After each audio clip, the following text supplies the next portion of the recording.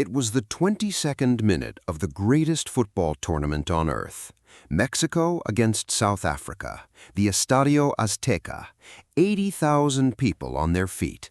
The first World Cup match in nearly 4 years. The moment hundreds of millions of people across the globe had been waiting for. The referee blew his whistle. The players stopped. And in living rooms across the United States, something happened that has never happened before in the history of a World Cup match. The screen cut to a commercial. Not at halftime, not at full time, in the middle of the game, in the middle of the most watched football match on the planet. Right there, an advertisement, where football used to be. And then, in a moment that confirmed everything football purists had feared, Fox Sports ran so many commercials during that break that when the coverage returned to the pitch, the ball was already in play. Actual World Cup action, gone, missed, replaced by advertisements. The reaction was immediate, worldwide, and furious. And the story of how this happened, who decided it, how much money is behind it, and what it means for the future of football is one of the most important questions this tournament has ever raised. Stay with us, because what FIFA has just done to the world's game may be impossible to undo. For as long as football has been played, it has held one sacred distinction from every other major sport on earth. The game does not stop. Not for television networks, not for sponsors, not for advertisers. For 90 minutes, the only interruptions are injuries and the referee's whistle. Football runs on its own time.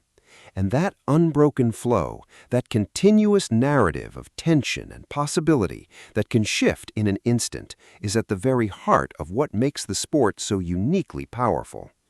In American football, the game stops constantly. In basketball, timeouts are bought and sold as advertising inventory. In baseball, breaks are built into the structure of every inning. These sports were shaped, in part, around the demands of commercial television. Football was not. Football was football, and television had to work around it. Until now. In December of last year, FIFA announced that the 2026 World Cup would feature 2 mandatory 3-minute hydration breaks, one in each half of every single match. All 104 of them, regardless of weather, regardless of temperature, regardless of whether the match is being played at noon in the Houston heat or at night in the cool of Vancouver. FIFA's official justification was player welfare. The tournament was being staged in North American summer heat, and the governing body wanted to ensure athletes could hydrate safely. That explanation on its face is reasonable. Heat safety is a genuine concern. No one in football wants to see a player collapse on a World Cup pitch. But within that announcement, buried quietly, was a detail that changed everything. FIFA confirmed that broadcasters would be permitted to air commercials during those 3-minute breaks, and the incentive to do so was not subtle. Gianni Infantino had estimated a global audience of 6 billion viewers. For this tournament, that makes those 6 minutes of in-game advertising, 2 breaks per match across 104 games, some of the most commercially valuable airtime in the history of broadcast media.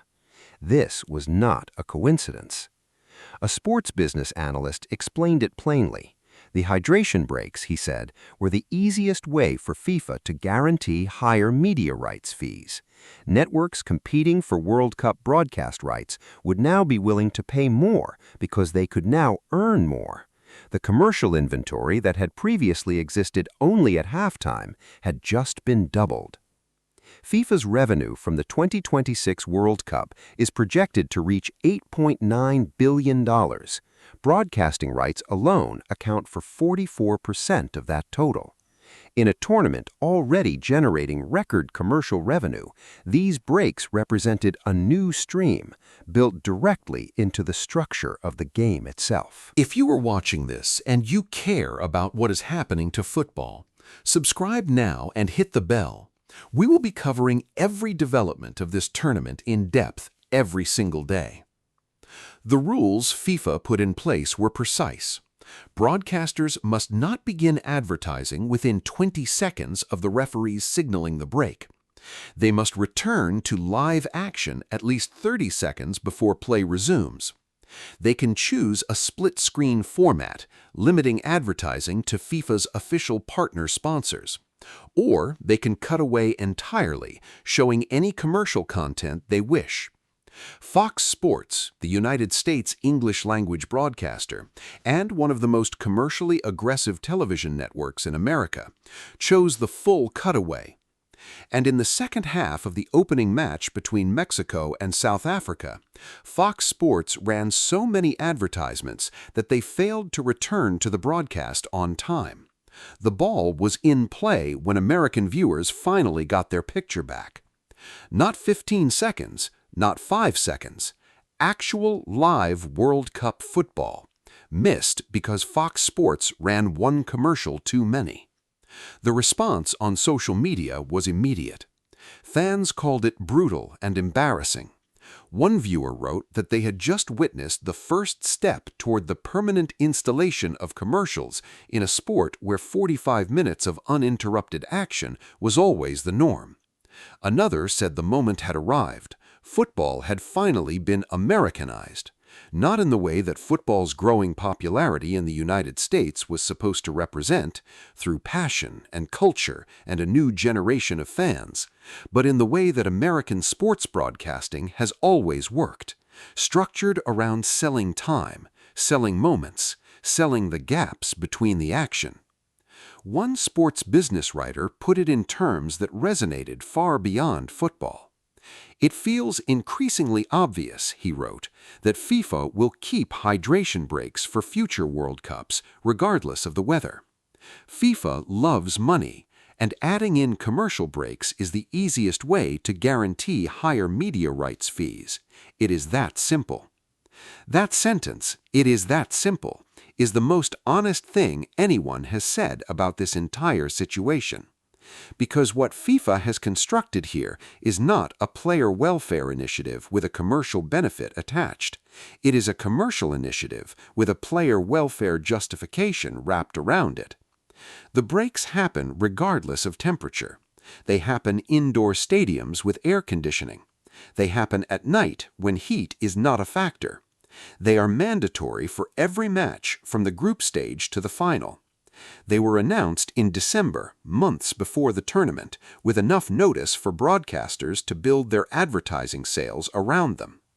The structure of a World Cup match has now been divided into 4 quarters, not 2 halves, 4 quarters. Just like the NFL, just like the NBA, just like every other American sport built around commercial television. And here is the detail that crystallizes exactly what has changed. In Britain, the country where the modern game was born, where football's culture is perhaps deeper than anywhere on earth, broadcaster ITV announced it would not show commercials during the hydration breaks. Not because of a principled stand against commercialization, but because the United Kingdom's broadcasting regulator, Ofcom, imposes strict advertising limits that make it legally impossible. As one analyst noted, he was not sure British viewers would have been very welcoming to more advertising in any case. That contrast is striking. American audiences get commercials during World Cup matches because that is how American television works. British audiences do not because football protected itself, but because a broadcasting regulator intervened. The game itself offered no protection. FIFA offered no protection. The only thing standing between the beautiful game and mid-match advertising in the United Kingdom was a regulatory authority doing its job. What does this mean for every other country in the world, for the billions of fans watching in markets where no such regulation exists? They will make that decision country by country, broadcaster by broadcaster. And as the commercial value of those breaks increases across the tournament's 104 matches, the pressure to fill them will only grow. There is a longer history at work here that makes this moment feel more significant than a single embarrassing broadcast mistake by Fox. Football, for most of the past century, existed outside the logic of American commercial sport.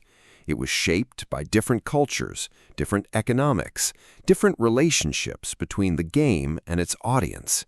The World Cup, in particular, carried a quality that felt almost immune to that logic. Not because FIFA is a virtuous institution, but because the unbroken nature of the game itself created a natural resistance to the most intrusive forms of commercialization. That resistance has now been formally removed. In a tournament held in the United States, built partly to accelerate football's growth in the American market, the game has adopted the defining structural feature of American commercial sports broadcasting. The match stops for advertisements. The clock keeps running, 3 minutes are added to stoppage time, and the television viewers are sold to advertisers for 104 sets of 6 minutes across 6 weeks. Brazil 2014 gave football vanishing spray. Qatar 2022 brought video assistant referees, controversial, debated, still disputed. The 2026 World Cup, held in America, has given football commercial breaks. And the question that will follow this tournament long after the final whistle, the question that will shape the next World Cup in 2030 and the one after that in 2034 and every edition beyond, is whether this was a one-off response to an unusual hosting situation or whether football just changed permanently. Sports business analyst Michael Johnson spoke directly to that question. U.S. viewers, he said, are used to the NFL model, the NBA model. They are used to in-game breaks.